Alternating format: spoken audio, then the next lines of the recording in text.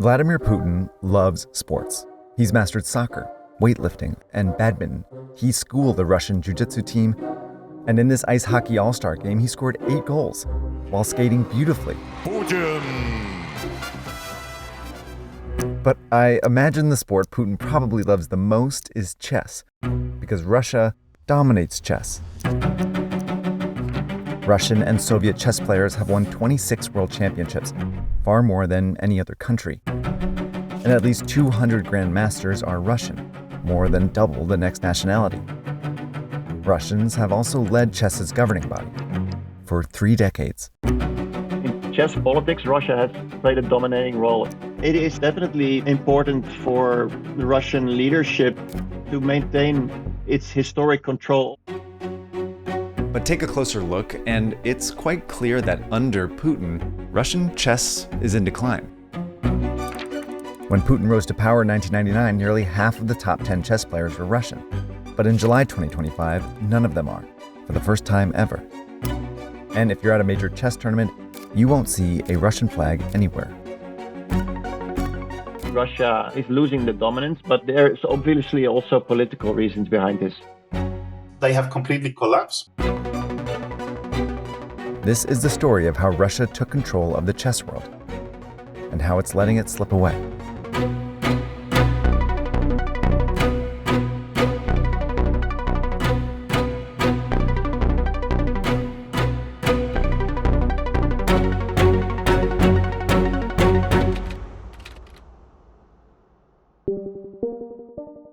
In the 6th century, chess was invented in India, but it was a much slower game than today's. The queen, for example, could only move 1 square diagonally. But in the 15th century, chess spread to Europeans who created the modern, quicker version. The queen, for example, could move to any number of squares in any direction.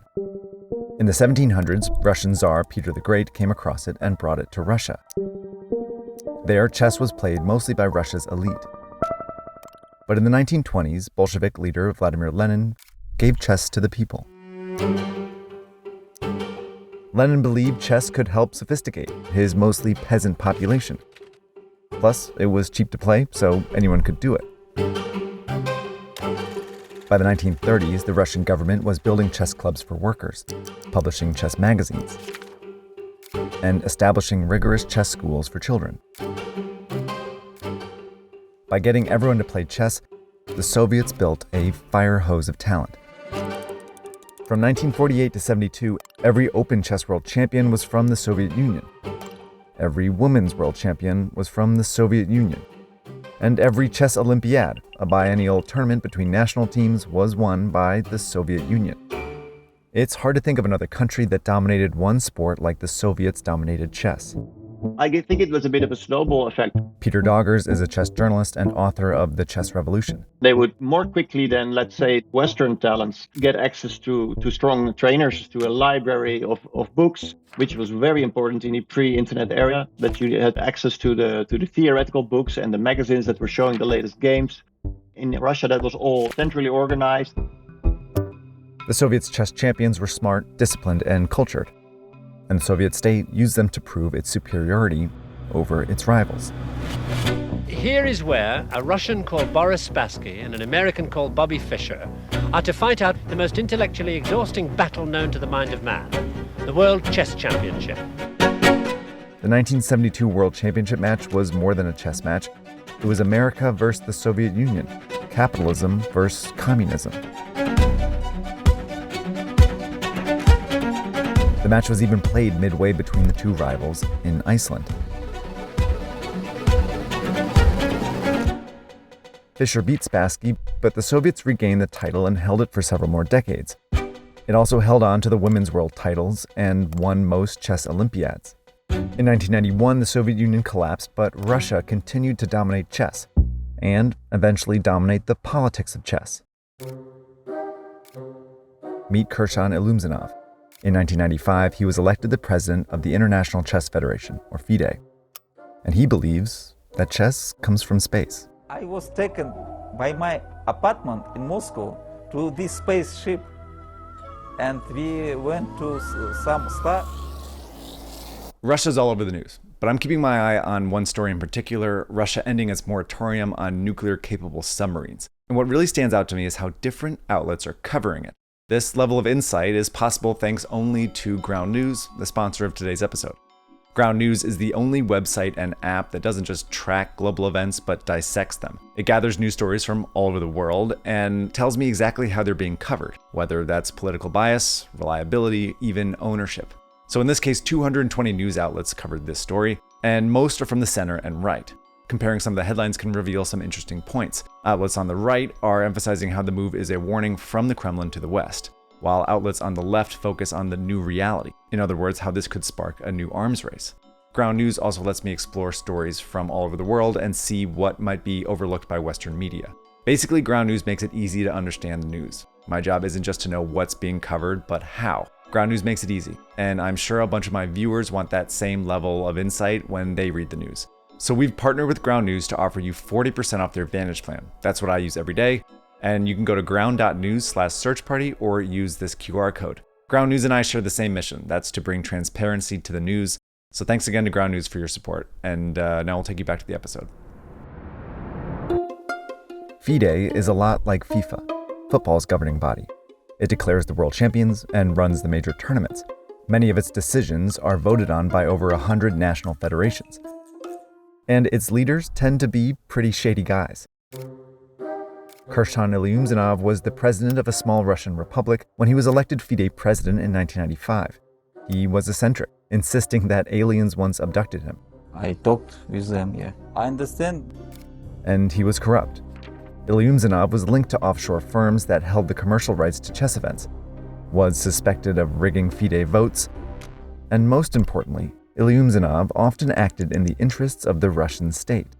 He favored selling sponsorships to Russian companies like the state-owned oil company Gazprom, and while traveling the world for FIDE, he served as a sort of shadow Russian diplomat. He was making visits with some of country leaders that we look back on as well, let's say dubious. Hard to believe that he really only played a game of chess and they really only talked about chess there.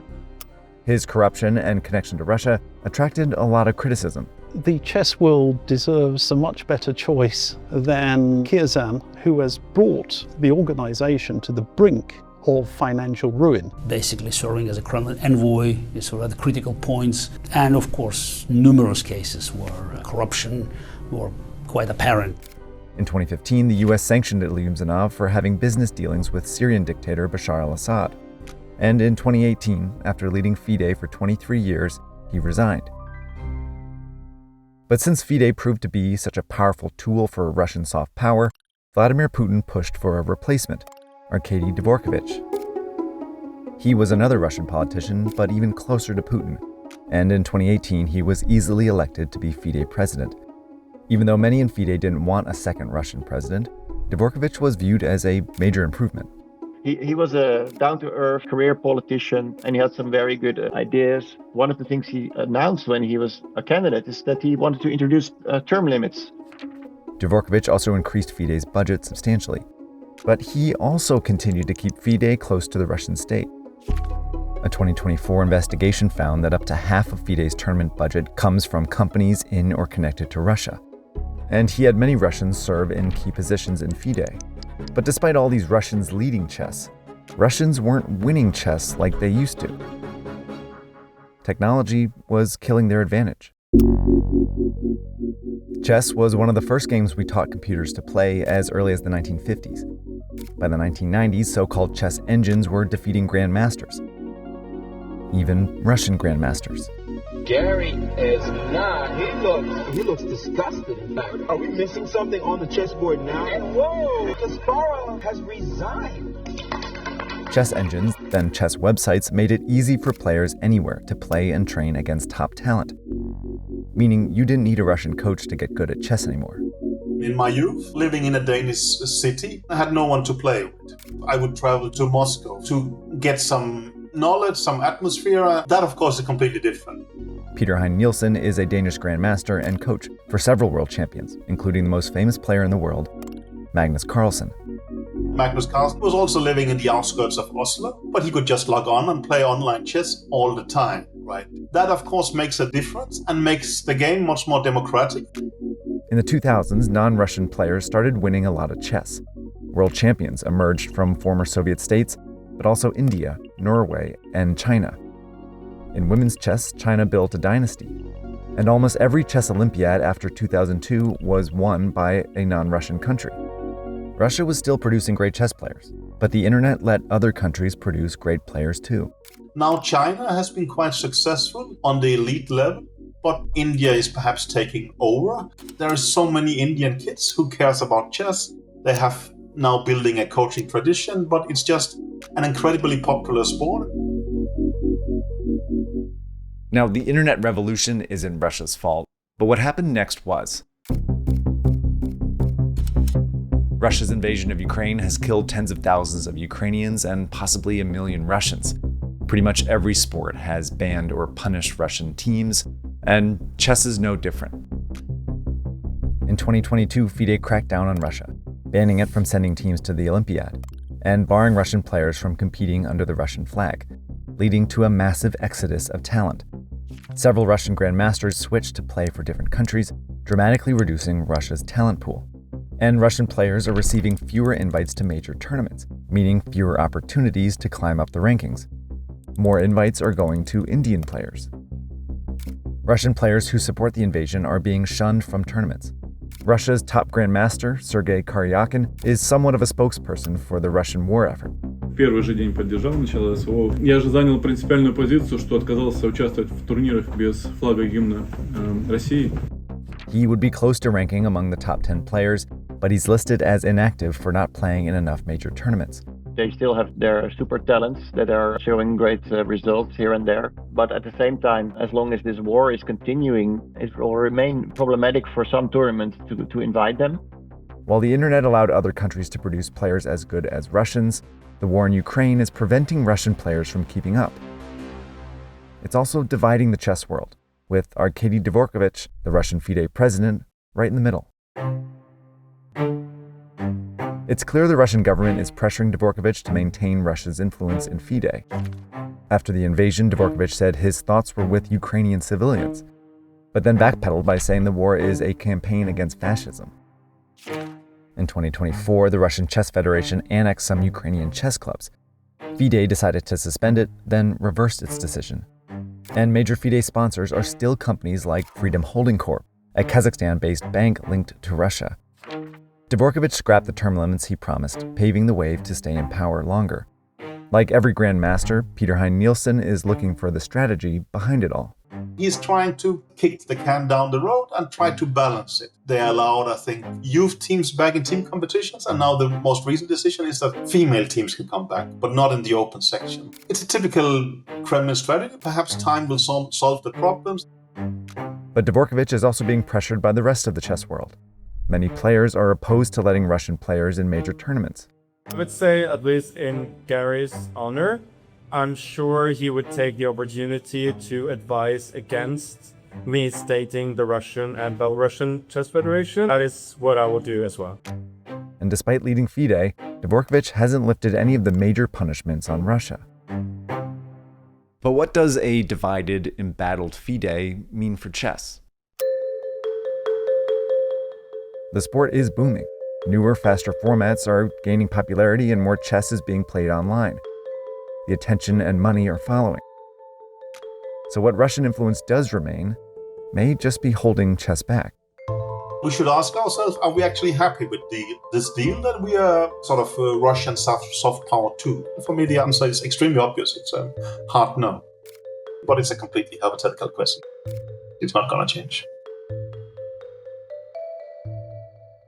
All right, thanks for watching. That's our 33rd episode. If you're new here and you haven't subscribed to Search Party, now's your chance to. We cover sports and geopolitics. We're back in 2 weeks with a story about the US-China rivalry. And yeah, keep sending me story ideas. I'm looking forward to doing a few of those later this fall. And yeah, we'll see you in a couple weeks.